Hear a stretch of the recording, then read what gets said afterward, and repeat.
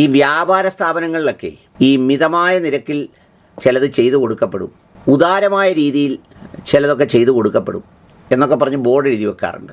ഇസ്ലാം മതത്തിൽ ഇപ്പോൾ കാണുന്നൊരു പ്രക്രിയ എന്താണെന്നറിയാമോ? വളരെ ഉദാരമായ രീതിയിൽ ആരെയും കാഫിറാക്കി കൊടുക്കപ്പെടും. ഇതാണ് ഇതിൻ്റെ ഒരു പ്രധാനപ്പെട്ട കാര്യം. ഈ അടുത്ത സമയത്ത് ഒരിടത്ത് ഒരു പ്രസംഗമധ്യേ ഒരാൾ പറയുന്നത് കേട്ടു, ഈ ഒളുഹിയ അറുക്കുന്നത് കാഫിരീങ്ങൾക്ക് കൊടുക്കരുത് എന്ന് പറയുന്ന ഒരു സ്റ്റേറ്റ്മെൻറ്റ് കേട്ടു.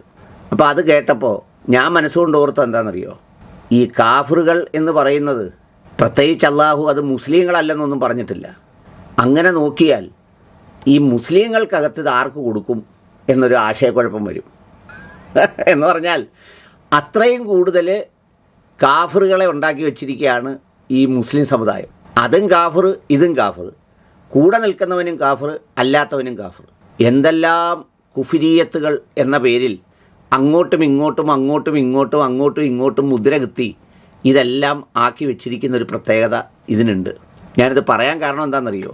കഴിഞ്ഞ ദിവസം നമ്മുടെ ഹുസൈൻ സലഫി ഒരു സ്റ്റേറ്റ്മെൻറ്റ്, MLA-മാരുണ്ടാകും, മന്ത്രിമാരുണ്ടാകും, അള്ളാഹുവിൻ്റെ പേരിൽ പ്രതിജ്ഞ എടുത്തിട്ടുള്ള ആ നിലക്കുള്ള ഗൗരവത്തോടുകൂടി അവരുടേതായ ആ ഉത്തരവാദിത്തം ഏറ്റിട്ടുള്ള ആളുകളോടും പറയാനുള്ളത്, നിങ്ങൾ മുസ്ലിമീങ്ങളാണ് എന്നുള്ള ഒരു ഓർമ്മ കൂടി നിങ്ങൾക്കുണ്ടാകണം. മറ്റുള്ളവരേക്കാൾ അത് മന്ത്രിമാർക്ക് മാത്രമല്ലല്ലോ ഉസ്താദ് ഞാനും ഉൾപ്പെടുന്ന എല്ലാവർക്കും ആ ഓർമ്മ വേണ്ടേ?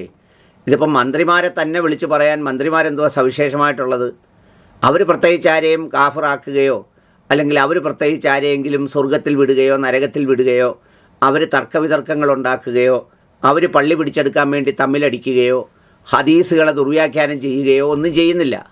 അപ്പോൾ അതുകൊണ്ട് പ്രത്യേകിച്ച് മന്ത്രിമാരെന്നുള്ളതല്ല, എല്ലാവർക്കും, നമുക്കെല്ലാവർക്കും അത് ബാധകമാണ്. നിങ്ങൾ ഏറ്റവും കൂടുതൽ തൻ്റെതായ സ്വത്വത്തെ, തൻ്റെതായ ഐഡന്റിറ്റിയെ നിലനിർത്തേണ്ടവരാണ്. ഒരു രാജ്യത്ത് എന്താണ് ഏൽപ്പിക്കപ്പെട്ട ഉത്തരവാദിത്തം അത് ആ രാജ്യത്തിന്റെ ഭരണഘടനയുടെ അനുസരിച്ച് കൃത്യമായി നിർവഹിക്കുന്നതിനോടൊപ്പം തന്നെ അതിനേക്കാൾ നിങ്ങൾക്ക് വലിയ ഒരു കടമയുണ്ട്. നിങ്ങളെ സൃഷ്ടിച്ച സൃഷ്ടാവായ അള്ളാഹുവിന്റെ മുമ്പിൽ 5 നേരം നിസ്കരിക്കുമ്പോൾ ഞാനിതാ എല്ലാം നിനക്ക് സമർപ്പിച്ചിരിക്കുന്നു, ഞാൻ യഥാർത്ഥ മുസ്ലിമാണ്, ഞാനൊരിക്കലും ബഹുദൈവാരാധനയുടെ പിറകെ പോവുകയില്ല എന്ന ഒരു പ്രതിജ്ഞ കൂടി നിങ്ങൾ എടുക്കുന്നുണ്ട്. അതുകൊണ്ട് തന്നെ പൊതു ചടങ്ങുകളിലും ബഹുദൈവാരാധന മാത്രമല്ലല്ലോ, മുസ്ലിം ആകുന്നതോടുകൂടി നിർബന്ധമാകുന്ന ഒരുപാട് കാര്യങ്ങളില്ലേ? അതിലൊന്നല്ലേ ഉമ്മത്തിൻ്റെ ഐക്യം, ചേർന്ന് നിൽക്കൽ, പരസ്പരം കാഫിറാക്കാതിരിക്കൽ, പിന്നെ അതുപോലെ തന്നെ തിന്മകളെ തിന്മകളാണെന്ന് പറയൽ, ഈ സത്യത്തിന് മുന്നിൽ നിശബ്ദമാകാതിരിക്കൽ, ഈ യഥാർത്ഥത്തിലുള്ള ബഹുദൈവാരാധന അല്ലെങ്കിൽ അത്തരം കാര്യങ്ങൾ ഷിർക്കെന്നൊക്കെ എന്ന് പറയുന്നത് മുസ്ലിങ്ങളിൽ നല്ലൊരു ശതമാനം ആളുകളും എന്ന് പറഞ്ഞാൽ ഏതാണ്ട് ഒരു 90-99% ആളുകളും അങ്ങനെ വേറെ ഏതെങ്കിലും വിഗ്രഹങ്ങളിലോ സംഗതികളിലോ ഒന്നും വിശ്വസിക്കുന്നില്ല. പക്ഷേ ഈ ഉസ്താദന്മാരും ഈ ഹുസൈൻ സലഫിയൊന്നും പറയാത്തൊരു കാര്യമുണ്ട്.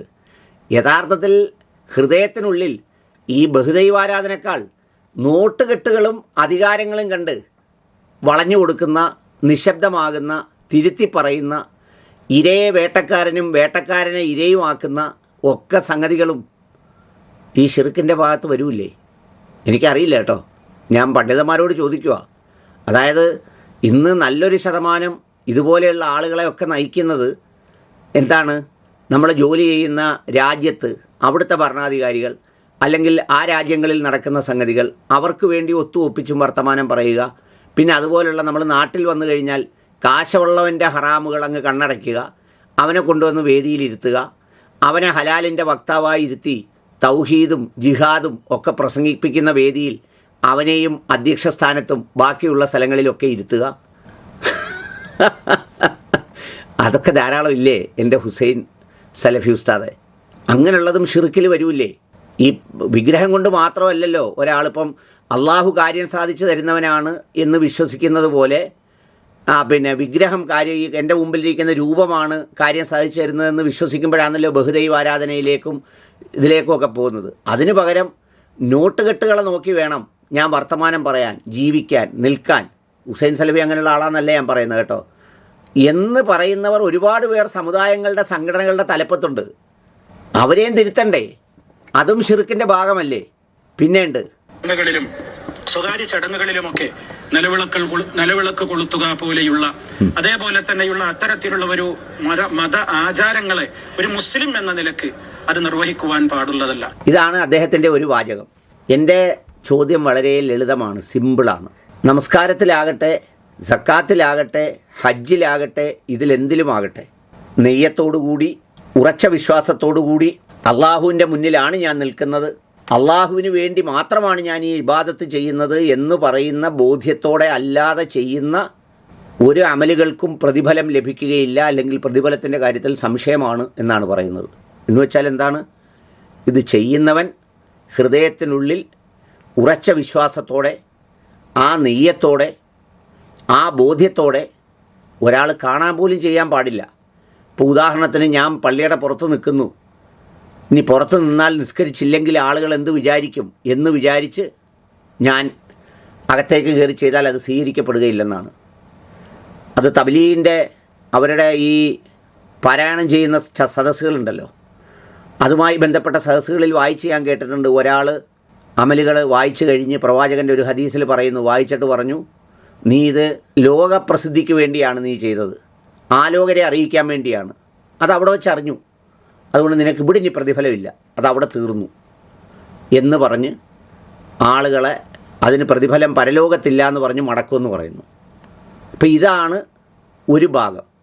അങ്ങനെയാണെങ്കിൽ അതിൻ്റെ ഒരു മറുവശമില്ലേ?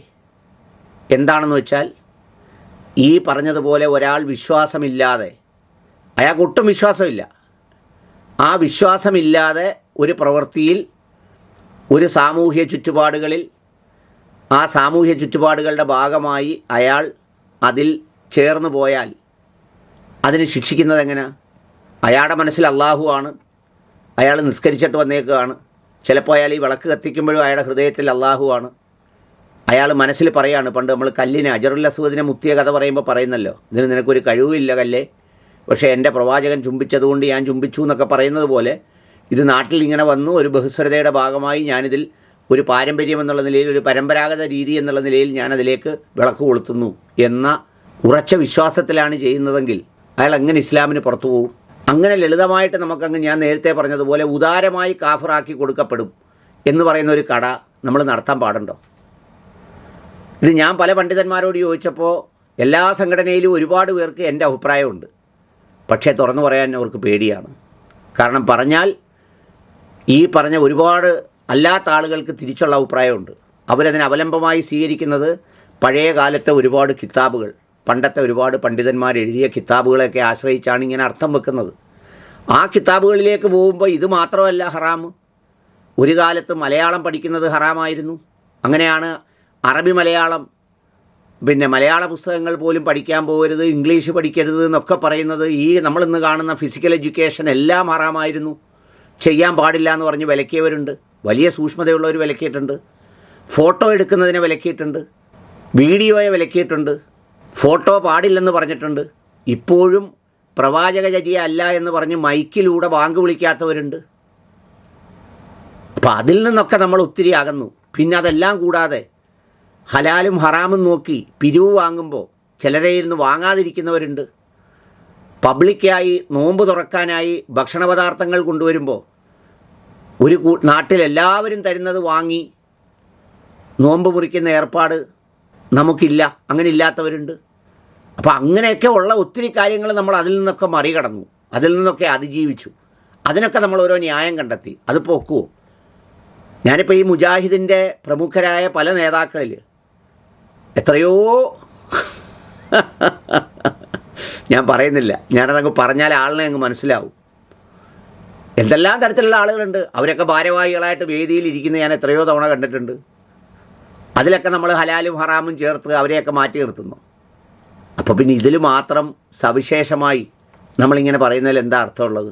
അപ്പോൾ അതൊരു ഒരു ഒരു ഒരു ഒരു ശരിയല്ലാത്ത സംഗതിയാണ്. ഇപ്പോൾ ഉദാഹരണത്തിന് വേണമെങ്കിൽ വി.ഡി. സതീശൻ സ്ത്രീകൾക്ക് സൗജന്യയാത്ര ചെയ്തു കൊടുക്കുന്നത്, സൗജന്യയാത്ര പ്രഖ്യാപിച്ചിരിക്കുന്നത്, അതെനിക്ക് ഞാൻ ഈ സംശയം ചോദിച്ചൊരു നല്ല മുസ്ലിയാർ എനിക്ക് അയച്ചു തന്ന ഒരു സംഗതി. അദ്ദേഹത്തിൻ്റെ പേര് ഞാൻ പറയുന്നില്ല, കാരണം അദ്ദേഹത്തിൻ്റെ പേര് പറയാത്ത, അദ്ദേഹത്തിൻ്റെ അനുവാദം ചോദിക്കാത്തതുകൊണ്ടാണ്. അദ്ദേഹം തന്നൊരു സംഗതി എന്ന് പറയുക, KSRTC സൗജന്യയാത്രയ്ക്ക് പിന്നിൽ യാത്രാ സൗജന്യത്തിന് വേണ്ടി മഹറം കൂടെയില്ലാതെ സ്ത്രീകൾ ധാരാളമായി യാത്ര ചെയ്യുന്ന അവസ്ഥയെ സൃഷ്ടിക്കുക എന്ന അജണ്ട KSRTCയുടെ സൗജന്യ ലേഡീസ് യാത്രയ്ക്ക് പിന്നിലുണ്ടോ? ഉലമാക്കളുടെ സംശയം ബലപ്പെടുന്നു. ഇങ്ങനെ ബലപ്പെടുന്ന ചിന്തകളുള്ളവരുണ്ട്. എന്നിട്ട് പുള്ളി ചിരിക്കുന്ന ഒരു ഇമോജി ഇട്ടേക്കുക. ഇങ്ങനെയൊക്കെ ചിന്തിക്കാം, ഇങ്ങനെയൊക്കെ പറയാം. പക്ഷേ നമ്മൾ ഈ ഉദാരമായി എല്ലാവരെയും കാഫറാക്കി കൊടുത്ത് അങ്ങോട്ടും ഇങ്ങോട്ടും അതെല്ലാം കുഫ്രിയത്തിൻ്റെ ലക്ഷണമാണെന്ന് പറയുന്ന ഗണത്തിൽ മറ്റു കുറേ പേർ ചേർന്ന് ഹുസൈൻ സലഫിയെയും കാഫറാക്കിയിട്ടുണ്ട്. ഹുസൈൻ സലഫിയുടെ സംഘടനയെ ഒരുപാട് പേരെ കാഫറാക്കിയിട്ടുണ്ട്. ഹുസൈൻ സലഫി വ്യക്തിപരമായിട്ട് ആക്കിയിട്ടുണ്ടോ എന്ന് എനിക്ക് അറിഞ്ഞുകൂടാ. അങ്ങനെ അങ്ങോട്ടും ഇങ്ങോട്ടും ഇഷ്ടംപോലെ കാഫറുകളെ സൃഷ്ടിച്ചുകൊണ്ടേയിരിക്കുകയാണ്. എനിക്ക് അത്ഭുതം തോന്നിയൊരു കാര്യം എന്താണെന്നറിയോ? നമ്മൾ ഈ ഒളുഹിയ മൃഗത്തെ വേറെ ആർക്കും കൊടുക്കരുത്, അല്ലെങ്കിൽ അത് കാഫിരീങ്ങൾക്ക് നമ്മൾ പലതും കൊടുത്തുകൂടാന്നൊക്കെ പറയുമല്ലോ, കാഫിരീങ്ങൾക്ക് കൊടുത്തുകൂടാ. പക്ഷേ കാഫിരീങ്ങൾ പശുവിനെ തന്നാൽ നമ്മൾ വാങ്ങിക്കും, കാഫിരീങ്ങൾ കാശ് തന്നാൽ നമ്മൾ വാങ്ങിക്കും, കാഫിരീങ്ങൾ കോഴിയെ കൊണ്ടു തന്നാൽ നമ്മൾ വാങ്ങിക്കും, കാഫിരീങ്ങൾ നൊയമ്പ് കുറിപ്പിച്ചാൽ നമ്മൾ വാങ്ങിക്കും. പക്ഷേ അവർക്കൊന്നും കൊടുക്കരുത് എന്ന് ഒറ്റപ്പെട്ടവരെങ്കിലും, പുതിയ തലമുറയിൽ ആരും ഇത് കേൾക്കത്തില്ല, എന്നെപ്പോലുള്ളവരൊന്നും കേൾക്കത്തില്ല. പക്ഷെ വന്നു നിന്ന് പറയുന്നത് കേൾക്കുമ്പോൾ പുതിയകാവ് പള്ളിയിലേക്ക് ബലിമൃഗത്തെ സമർപ്പിച്ച് സാഹോദര്യത്തിന്റെയും മൈത്രിയുടെയും നന്മ നിറഞ്ഞ അധ്യായമായി മാറുകയാണ് കുമാരൻ എന്ന മനുഷ്യൻ. ചരിത്രപ്രസിദ്ധമായ പുതിയകാവ് ജുമാ മസ്ജിദ് അങ്കണത്തിലേക്ക് നല്ലൊരു മാടുമായി കടന്നുവന്ന വെളുത്തപുരക്കൽ കുമാരന് സാഹോദര്യത്തിന്റെയും മൈത്രിയുടെയും വഴിപാട് മാത്രമല്ല നിർവഹിക്കാനുണ്ടായിരുന്നത്. പൂർവികരായി പുതിയകാവ് ജുമാ മസ്ജിദിനോട് പുലർത്തി വന്നിരുന്ന ആത്മബന്ധത്തിന്റെ സമർപ്പണം കൂടിയായിരുന്നു ആ ബലിമൃഗം. രാജ്യത്തിന്റെ സമകാലീന സാമൂഹ്യ സാഹചര്യത്തിൽ കുമാരനും മകൻ ബാബുവും നൽകിയ മഹത്തരവും മാതൃകാപരവുമായ സന്ദേശത്തിന് ഞായറാഴ്ചയാണ് പുതിയകാവ് ജുമാ മസ്ജിദ് അങ്കണം സാക്ഷ്യം വഹിച്ചത്. കുമാരൻ കൊണ്ടുവന്ന മാടിനെ മഹല്ല് ഇമാമിന്റെ നേതൃത്വത്തിൽ ഏറ്റുവാങ്ങുകയായിരുന്നു. കുമാരന്റെ മാനവികമായ പ്രവൃത്തി വർത്തമാനകാല സാഹചര്യത്തിൽ മഹത്തായ സന്ദേശമാണ് രാജ്യത്തിന് നൽകുന്നതെന്ന് ഇമാം ഷംസുദ്ദീൻ വഹബി പറഞ്ഞു. അദ്ദേഹം കരുതിയ ആ ഒരു വലിയ ദാനധർമ്മം, അദ്ദേഹത്തിന്റെ വിശാലമായൊരു മനസ്സ് നമ്മുടെ വർത്തമാന ഇന്ത്യയിൽ ഒരു വലിയ മാതൃക തന്നെയാണ്, ഒരു വലിയ സന്ദേശമാണ് നമ്മുടെ രാജ്യത്തിന് അദ്ദേഹം കൊടുക്കുന്നത്. മുസ്ലിമീങ്ങൾ ലോകമെമ്പാടും പെരുന്നാൾ ദിനത്തിന്റെ അന്ന് ഏറ്റവും വലിയ പുണ്യകർമ്മമായി, വഴിപാടായി, സൃഷ്ടാവായ അള്ളാഹുവിലേക്ക് അടുക്കുവാനുള്ള ഏറ്റവും വലിയ ഒരു കർമ്മമായി ആചരിച്ചു പോരുന്ന ഈ ബലികർമ്മത്തിന്റെ ഭാഗമായി മാറുവാൻ അദ്ദേഹം ആഗ്രഹിക്കുകയും ഒരു മാടുമായി നമ്മുടെ പള്ളിയിൽ സമീപിക്കുന്നതും നമ്മുടെ ജമാഅത്ത് കമ്മിറ്റിയെ അത് ഏൽപ്പിക്കുന്നതും. മഹല്ല് പ്രദേശത്ത് നാട്ടുപണിയും മറ്റുമായി ജീവിക്കുന്ന കുമാരന്റെ നാളുകളായുള്ള നേർച്ചയായിരുന്നു പെരുന്നാളിന് പുതിയകാവ് ജുമാ മസ്ജിദിലേക്ക് ഒരു മാടിനെ നൽകണമെന്ന്. എന്നാൽ സാമ്പത്തിക സ്ഥിതി അതിന് അനുകൂലമായിരുന്നില്ല. ഇതോടെ സമീപവാസികളുമായി സഹകരിച്ച് തന്റെ ആഗ്രഹ പൂർത്തീകരണത്തിന് ശ്രമിക്കുകയായിരുന്നു. കുമാരന്റെയും ബസ് ജീവനക്കാരനായ മകൻ ബാബുവിന്റെയും അഭിലാഷത്തോട് സമീപവാസികൾ കൂടിയായ ആലിപ്പറമ്പിൽ ഷിഹാബ്, പടിഞ്ഞാറെ വീട്ടിൽ ഹാരിസ് എന്നിവർ സഹകരിച്ചതോടെയാണ് ആഗ്രഹം നിറവേറിയത്. അത് പുതിയ പള്ളിനോടുള്ള വിശ്വാസത്തിന്റെ പേരില്ല. അത് ഞങ്ങൾ പുരാണമായിട്ട് പുതിയ പള്ളിനെ വിശ്വസിക്കുന്ന ആൾക്കാരാണ്. അതിന്റെ പേരിലാണ് ഞങ്ങൾ ഇത് നേർച്ച ചെയ്തേക്കുന്നത്. ഇത് പരിപാലിച്ചു വരുന്നത് 3 കൊല്ലം. നേർച്ചയ്ക്ക് വേണമെങ്കിൽ വിചാരിച്ചിട്ടുണ്ടായതാണ്. 40,000-ഓളം രൂപ വില വരുന്ന പോത്തിന്റെ നാളിതുവരെയുള്ള പരിചരണവും മറ്റാർക്കും വിട്ടുകൊടുക്കാൻ കുമാരൻ തയ്യാറായിരുന്നില്ല. കുമാരനും ഭാര്യ നളിനിയും മകൻ ബാബുവുമാണ് പോത്തിനെ പരിചരിച്ചത്. മഹല്ല് ഇമാം ഷംസുദ്ദീൻ വഹബി, അസിസ്റ്റന്റ് ഖത്തീബ് Asif Faizy, president Sayyid Muhammad, secretary MK Siddique, treasurer SI Siddique എന്നിവരുടെ നേതൃത്വത്തിലാണ് മാടിനെ ഏറ്റുവാങ്ങിയത്. TCV news, Kaipamangalam. അപ്പോൾ ഇതാണ് കഥ. ഇതിനകത്ത് വേറൊരു രസം എന്താണെന്നറിയാമോ? ഈ നമ്മളൊരു പൊതുസമൂഹത്തിൽ ജീവിക്കുമ്പോൾ നമ്മുടെ ഈമാൻ കാര്യങ്ങൾ, നമ്മുടെ ഇസ്ലാം കാര്യങ്ങൾ, നമ്മുടെ കർമ്മങ്ങൾ, നമ്മൾ ചെയ്യുന്ന അമലുകൾ, നമ്മൾ ചെയ്യുന്ന നന്മകളുടെയൊക്കെ നെയ്യത്ത് ശരിയാക്കി നമ്മളങ്ങ് ജീവിച്ചു പോവുക എന്നുള്ളതിനപ്പുറത്ത് നമ്മൾ ഓരോന്നോരോന്ന് നമുക്ക് നിഷിദ്ധമാണ്, അത് പാടില്ല, അത് പാടില്ല, അത് പാടില്ലെന്നങ്ങ് ഭയങ്കരമായി ഉറക്കെ പറയും തോറും നമ്മളെ ഭയപ്പെടുത്താനും നമ്മളെ വികാരം കൊള്ളിക്കാനുമായി മറുവശത്ത് ഇതേ സംഗതികളുമായി സംഘപരിവാർ കേന്ദ്രങ്ങൾ വരും. അതിൻ്റെ ഭാഗമാണ് ഇപ്പോൾ വന്ദേമാതരം. വന്ദേമാതരം പണ്ട് പോലെ അവിടെ ഉണ്ട്, ചിലപ്പോഴൊക്കെ പാടാറുണ്ട്, ചിലപ്പോൾ പാടുന്നില്ല.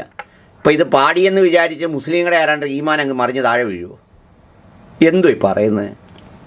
വന്ദേമാതരം ഇപ്പം 4 വരി പാടി, 8 വരി പാടി, അല്ലെങ്കിൽ 8 വരി പാടിയതുകൊണ്ട് ഇന്ത്യയിലെ മുസ്ലിങ്ങളുടെ ജീവിതം മൊത്തം അങ്ങ് സ്വർഗമാവുമോ? ഇനി 16 വരിയും അല്ലെങ്കിൽ 22 വരിയും പാടിപ്പോയാൽ മുസ്ലിങ്ങളെല്ലാം അങ്ങ് കടലിൽ പോവുമോ? ഇതിൻ്റെ ഒന്നും പുറകിൽ പോകരുത്. ഇതൊക്കെ പാടിയോ പാടാതിരിക്കുകയോ ഒക്കെ ചെയ്യണം. എന്താ അതിൻ്റെ പരിഹാരം എന്തുവാ? മനുഷ്യർക്ക് വിദ്യാഭ്യാസം കൊടുക്കണം, നല്ല ജോലിയും വരുമാനവും ഉണ്ടാക്കുന്ന കാര്യങ്ങളിലേക്ക് എത്തിപ്പെടണം. അങ്ങനെ എത്തിപ്പെട്ടാൽ ഒരു ചുക്കും ചുണ്ണാമ്പും ഒരുത്തനും ചെയ്യില്ല. ഉത്തരേന്ത്യയിലൊക്കെ മുസ്ലിങ്ങൾ ഈ അനുഭവിക്കുന്ന മൊത്തം എന്താ? ഒരു കാലത്ത് കുറേ മുല്ലാക്കമാർ പള്ളിക്കൂടത്തിലും പോകരുത്, അവിടെയും പോകരുത്, ഇവിടെയും പോകരുത്, ഇത് ആട്ടി തെളിച്ച് കൊണ്ട് നടന്ന് പിന്നെ പറയുമ്പം ഭയങ്കരമായിട്ട് ഒരുപാട് ഓതിയതാണ്, അതാണ് ഇതാണെന്ന് പറഞ്ഞിട്ട് അവർക്ക് ജീവിക്കാൻ മാർഗ്ഗമില്ല. അവർക്ക് വേറൊരു മാർഗ്ഗമില്ല. അതുകൊണ്ട് എന്താ ചെയ്യുന്നത്? തൂല് കച്ചവടവും അതും ഇതുമൊക്കെ. ഇതുപോലൊരു കള്ളനുണ്ട് ഡൽഹി ജുമാ മസ്ജിദിൻ്റെ അവിടെ. അതിൻ്റെ പരിസരത്ത് പോയാൽ ഒന്ന് ആലോചിച്ച് നോക്ക്. അയാളൊക്കെ തീരുമാനിച്ചായിരുന്നെങ്കിൽ ആ പ്രദേശത്തെ മനുഷ്യർ നന്നായി പോയേനെ. അവിടെയൊക്കെ ഒന്ന് പോയി കണ്ടിട്ടുള്ളവർ കണ്ടാൽ മനസ്സിലാവും, ഒരു സ്ലമ്മിനേക്കാൾ, ഒരു ചേരിയേക്കാൾ പരമദരിദ്രമായ ചേരിയായിട്ടാണ് കിടക്കുന്നത്. എന്താ അവസ്ഥ? എന്താ അവസ്ഥ?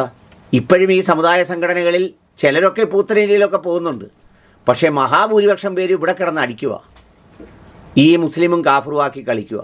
അപ്പോൾ അതുകൊണ്ട് ഇവിടുത്തെ വലിയ പ്രശ്നം വന്ദേ മാതരം 26 വരി പാടുന്നതും അല്ലെങ്കിൽ ഫാത്തിമ തഹ്ലിയ നിലവിളക്ക് കത്തിപ്പോകുന്നതും ഒന്നുമല്ല. അതൊക്കെ അവരവരുടെ ഈമാൻ അവരവർ സൂക്ഷിച്ചോളും. ആ ഈമാനാണ് ഏറ്റവും പ്രധാനപ്പെട്ട വില. അപ്പോൾ ഒരുത്തനെ അടിച്ചു കൊല്ലാൻ പോന്നു, ആൾക്കൂട്ടം കൂടി ജയ് ശ്രീറാം എന്ന് വിളിയടാന്നും പറഞ്ഞ് വിളിച്ച് അവനെ അപ്പോഴങ്ങ് ഇടിച്ചു കൊന്നാൽ അവനങ്ങ് നരകത്തിൽ പോവുമോ? അതൊക്കെ ജീവിതത്തിൻ്റെ സാഹചര്യങ്ങളിൽ പെട്ട് സംഭവിക്കുന്ന ഓരോ കാര്യങ്ങളാണ്. ഒറിജിനൽ ഹൃദയവും ഒറിജിനൽ ഈമാനും അവൻ്റെ ഹൃദയത്തിലുണ്ട്. അത് നന്നാക്കലാണ് ഏറ്റവും നല്ലത്. ആ കാര്യത്തിൽ ഈ പകയും അന്യസംഘടനാ വിരോധവും അതുപോലെ മനുഷ്യനെ അങ്ങോട്ടും ഇങ്ങോട്ടും വേറെ സംഘടനയിൽപ്പെട്ടവരെ കാഫിറാക്കലും, റഹ്മത്തുള്ള കാസിമിയെ കാഫിറാക്കുന്നു, വേറെ കുറേ പേര് തിരിച്ച് കാഫിറാക്കുന്നു, സുന്നിയെ മുജാഹിദ്, മുജാഹിദ് സുന്നിയെ, ജമാഅത്ത് ഇസ്ലാമിയെ അങ്ങോട്ടും ഇങ്ങോട്ടും ഒക്കെ കാഫിറാക്കി നിങ്ങൾക്കൊക്കെ വെക്കാൻ പറ്റിയ ബോർഡ് എന്തുവാണെന്നറിയാമോ? ഉദാരമായി വിശ്വാസികളെ കാഫിറാക്കി കൊടുക്കപ്പെടും. സമീപിക്കുക.